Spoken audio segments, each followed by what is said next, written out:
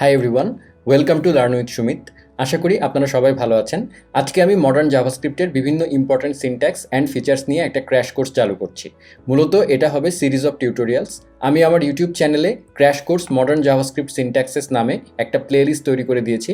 আপনারা আমার চ্যানেলের হোম পেজে আসলেই প্লেলিস্টটি দেখতে পাবেন।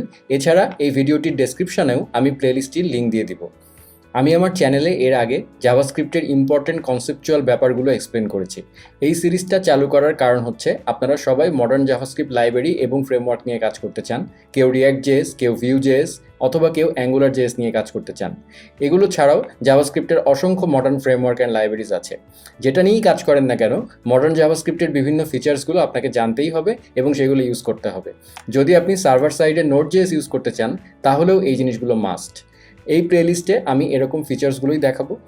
আশা করি আপনাদের উপকার হবে। এছাড়া যারা আপনারা কেবল জাভাস্ক্রিপ্ট নিয়ে কাজ করা শুরু করেছেন এবং সিনট্যাক্সগুলো জানতে চান, তারা W3 স্কুলসের জাভাস্ক্রিপ্ট টিউটোরিয়াল সিরিজটা দেখে আসবেন। আমি এই ভিডিওর ডেসক্রিপশনের লিঙ্কটা দিয়ে দিব, কারণ সেটাই হচ্ছে বিগিনার্সদের জন্য সবচেয়ে সহজ এবং একেবারেই বিগিনার ফ্রেন্ডলি একটা টিউটোরিয়াল।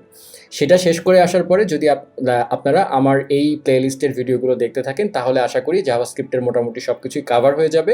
এরপরে আপনারা বিভিন্ন মডার্ন ফ্রেমওয়ার্ক যেমন রিয়্যাক্ট বা অন্যান্য যেসব ফ্রেমওয়ার্কগুলো আছে সেগুলোতে জাম্প করতে পারবেন।